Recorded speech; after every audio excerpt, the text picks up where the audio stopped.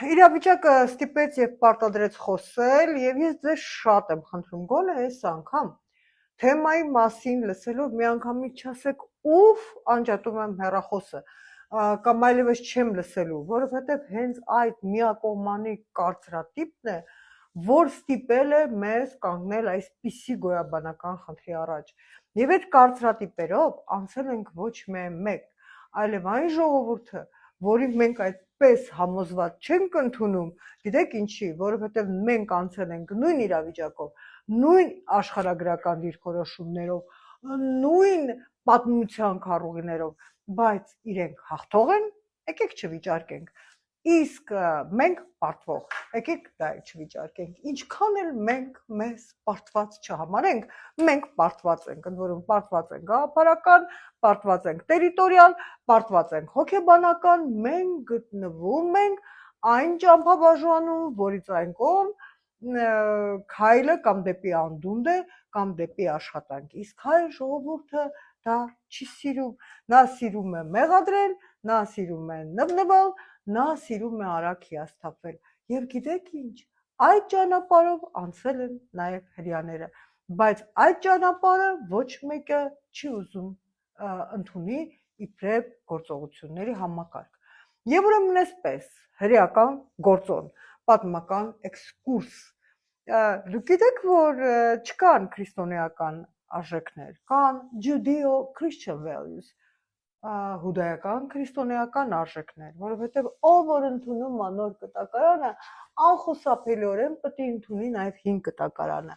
Այդ Judeo-Christian values կազմում է ժամանակակից աշխարհաքաղաքական, արևմտական, ինչքան էլ դուք այդ բառից սարսափեք եւ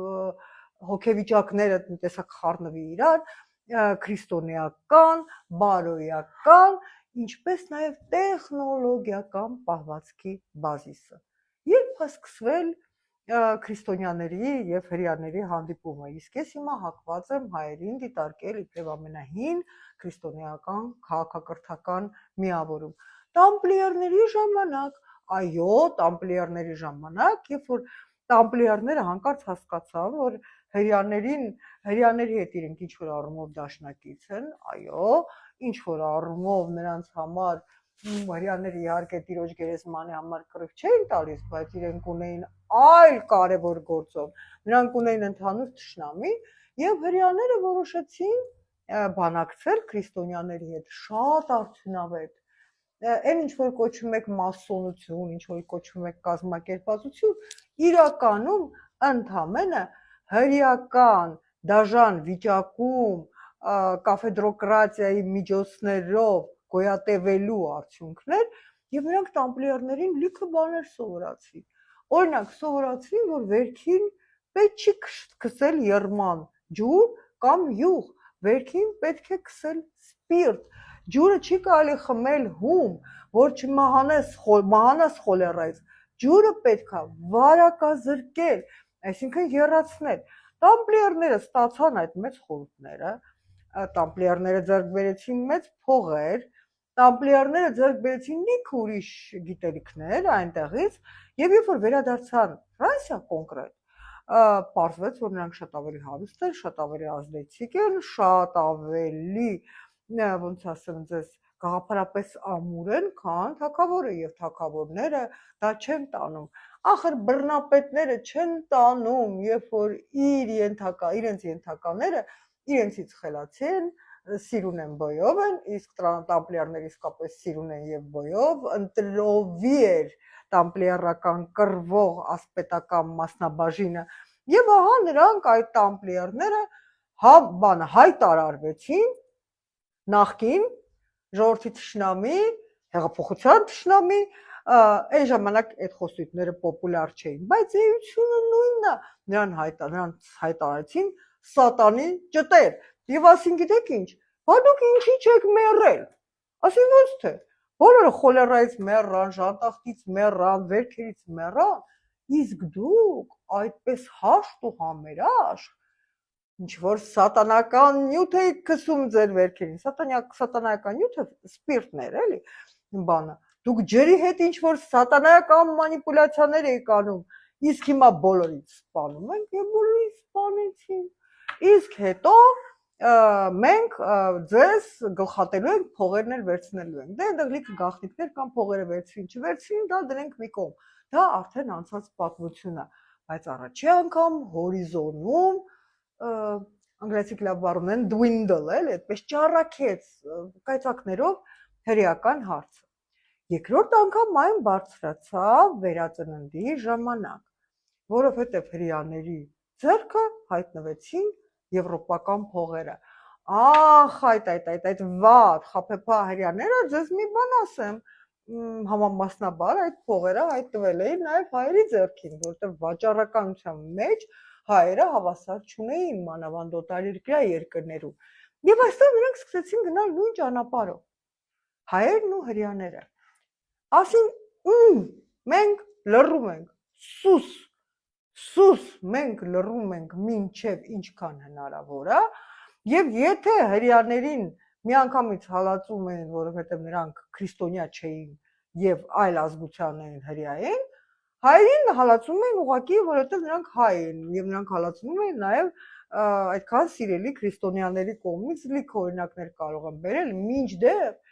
Ջուղայում առաջի քարի շենքերը հայերն են կառուցել, լիքը նորույթներ տարբեր երկրամասեր հայերն են բերել, բայց դա ոչ մի նշանակություն չունի ժողովուրդ, որովհետև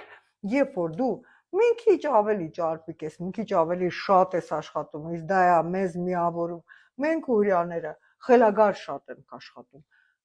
սիրում ենք այդ գործը, ես միշտ ատում եմ հայկական այդ ասացվածքը, որ քարից հաց են քամում, ասում եմ միթե ուրիշ ավելի լավ տեղից հաց քամել չի կարելի, բայց քամում ենք, ինչ անենք, քամում ենք, եւ այդ աշխատասիրությունը նյարդայնացնում է, անկեղծ ասած, արդեն վերածննդի ժամանակվանից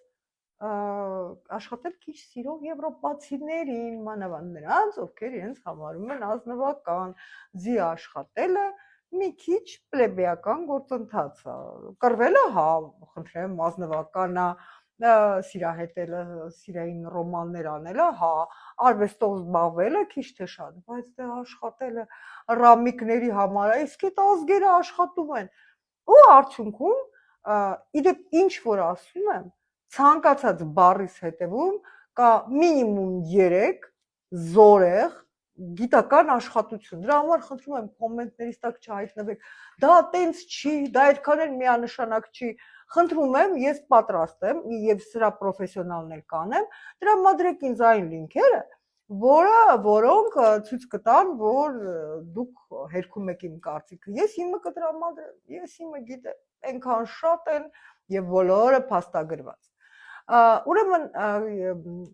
այն քաղաքները, հա, կոնկրետ Վենետիկը, հա, կոնկրետ առևտրական այլ քաղաքներ ուղղակի հայտարարեցին, որ իրենք ստեղծում են առևտրական զոնաներ, հիմա այդ տիպի առևտրական զոնա է Կիպրոսը, այն քաղաքները, որոնք գտնվում են ծովային խաչմերուկներում եւ որոնք շատ հաճախ են ասպատակում, հիմնականում առևտրական կենտրոններ էին։ Եվ այդ առևտրային կենտրոններում ծավալեցին համապատասխանաբար հայերը եւ հրեաները, Վենետիկյան միաբանությունը հիշեք, հրեական համայնքը հիշեք, բայց արդեն այստեղ ինչ որ թույլատրված էր հայերին, թույլատրված չէր հրեաներին, այսինքն իրենց թույլատրված չէր բան վերցնել, հող առնել իրենց անունով, իրենց թույլատրված չէր տուն ունենալ, միայն պիտի վարձեին, իրենց թույլատրված չէր գործ ունենալ, գործ, հասկանում եք, այսինքն դնես մի բան սարքես արտադրես, no, հրեաները միակ տարբերակը, որ ունեին այդ հնարավորությունը, որ ունեին արդեն 1-ից մինչև 17-րդ դարը ներառյալ, դա վաշխառույությունն էր, փողը տոկոսով տալ, այն էլ գիտեք ինչի, կասեք քրիստոնյաները այդքան խելք չունեին, որ փողը տոկոսով տային, ունեին, ամոթ էր, ամոթ, քրիստոնյան չպետք է շահույթ քաղեր, ախուրեն են վաղեմի ժամանակները ռեֆորմիստների հետ արդեն այդ տոկոսներով թեման վերացավ, բայց այնուամենայնիվ ամոթ էր, մանավանդ ամոթ էր ազնվականության համար, իսկ փողով ուներ ազնվականությունը,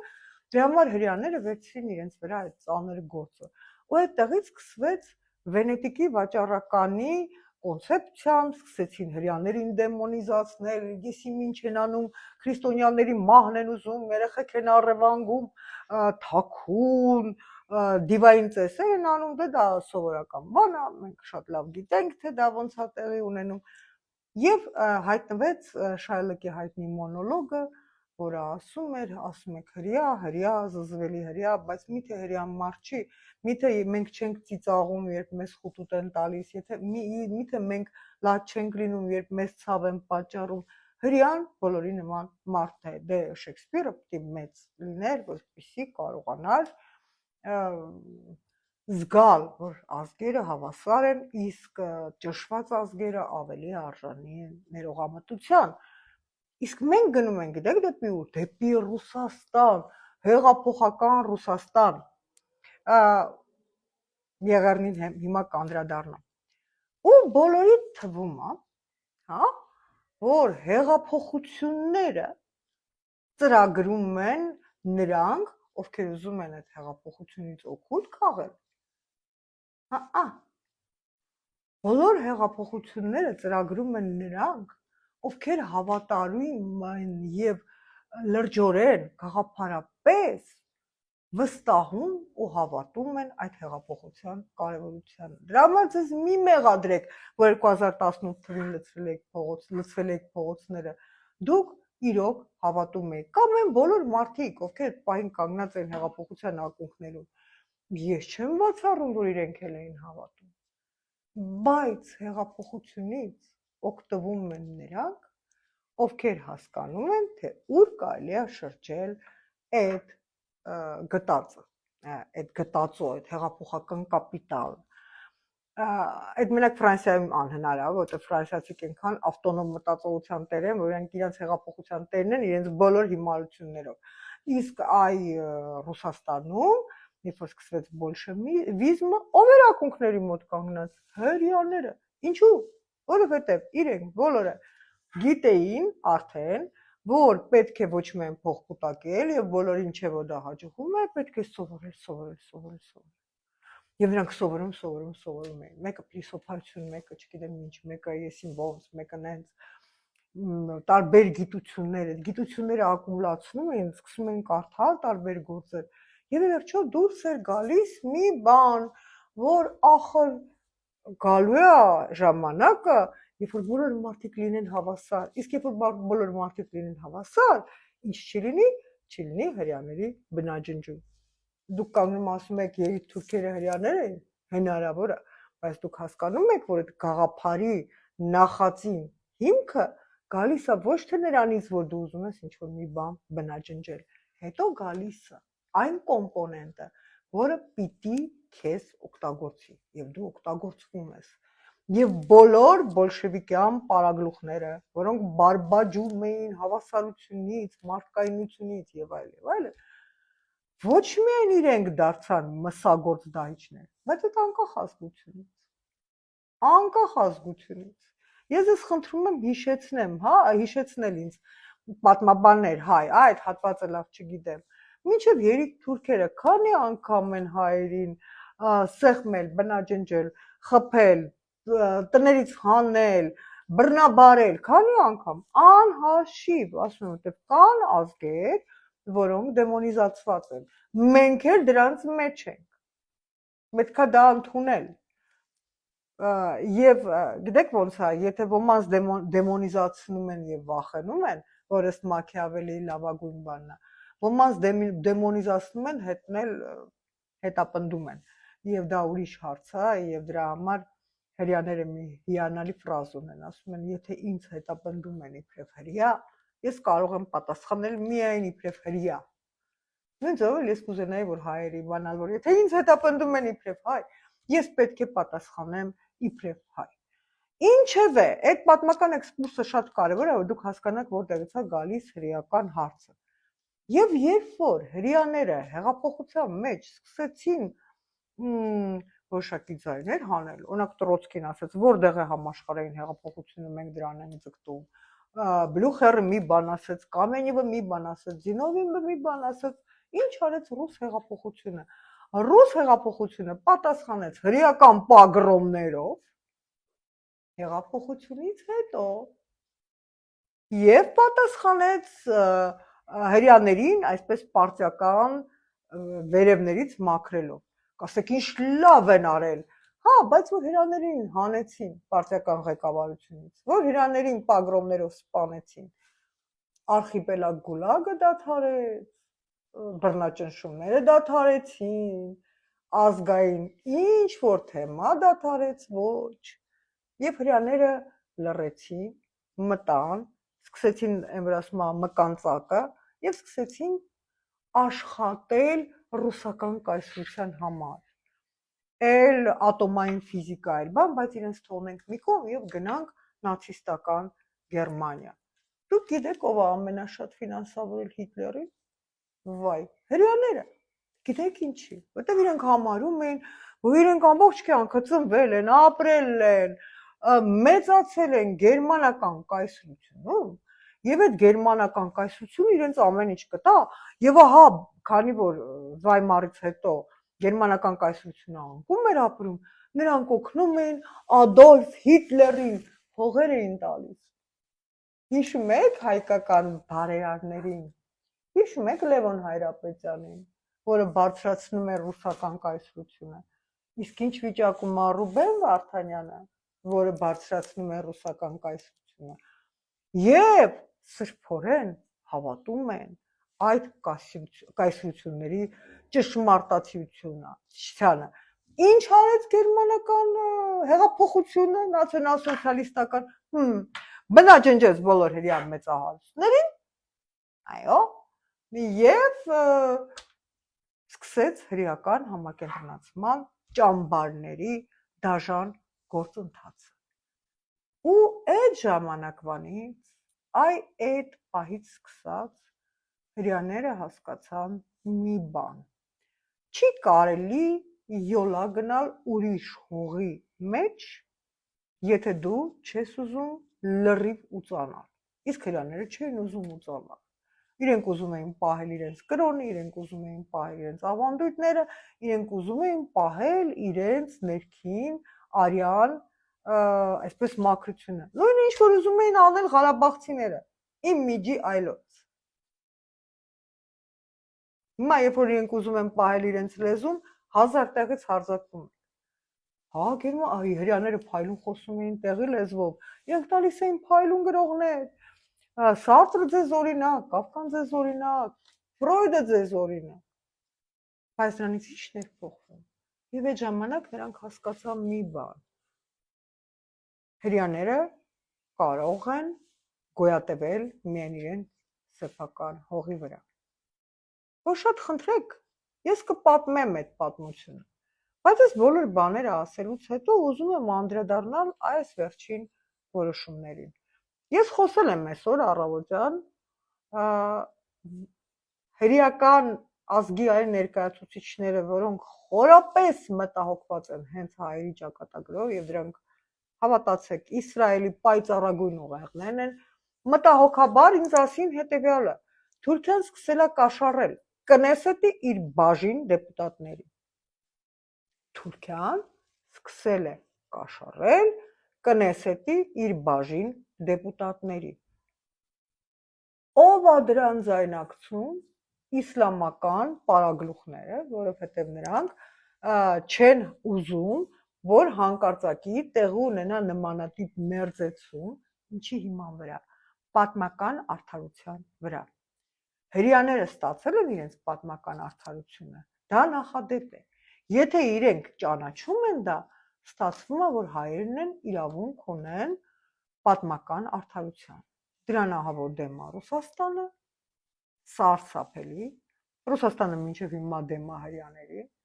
մինչև հիմա Ռուսաստանում գնում է ամենակայուն պագրոմների գիծը եւ ներկայությամբ ակտիվ աշխատում է թուրքական եւ ռուսական լոբբին այդ հարցի դեմ։ Հիմա ես հարց եմ տալիս. դուք ում հետ եք։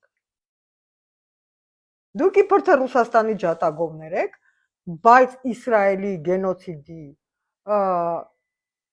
բանում ընդունման հարցում աջակցում եք ռուս-թուրքական օրակարգին։ Ինչպես աջակցում եք քաղաքական պայքարներով, մանդատը վերցնելով, ռուսական գործոնը թմկահարելով, դուք աջակցում եք ռուս-թուրքական օրակարգին։ Ուզեք թե չուզեք։ Հա, իդեպ մեր իշխանություններն էլ են այդ օրակարգի մեջ, դրա համար նաև իրենց ավտոմատ։ Ու ես նաև մի ուրիշ պատմական էպիզոդ բերեմ, դրանով վերջացնեմ։ Երբ որ հрьяաներին բոլորին աքսորեցին տարբեր երկրներ եւ ստիպեցին, որ դեղին աստղ կրեն իրենց վրա, Դանիան թագավորով, թագաժառանգներով բոլորը դուրս եկան ընդունելության դեղին աստղերով։ Այս վերջերս կարդացի, ճշտեցի, այո, Դանիան առաջինն էր, որ հանդես են եկել մուսուլմանական, իսլամական այդ մեջետներից տրվող քարոզի բարձրաձայն օրինագիծ են մշակել, որ այդ քարոզը այլևս չլսվի քրիստոնեական Դանիայի փողոցներում։ Ասածս ինչ է, երբ որ դուք թունավորված եք ինչ-որ խոսույթով, եթե դուք պաշտպանում եք ինչ-որ խոսույթ, եղեք հрьяաների պես, ձեզ հարց տվեք, որքանով է դա շահավետ իմ հողին, իմ ընտանիքին, այ հենց այսպիսի հաջորդականությամբ իմ հայրենիքին, իմ ընտանիքին եւ նոր ինձ։ Եվ երբ որ այդ շահավետության հարցը դնեք, լիքը բան կպարզվի, որտեղ մինչև այս պահը դուք սպասարկում եք ուրիշի շահը։ Կներեք ձեր հետ այսպիսի դառը քաղաքակրթություն։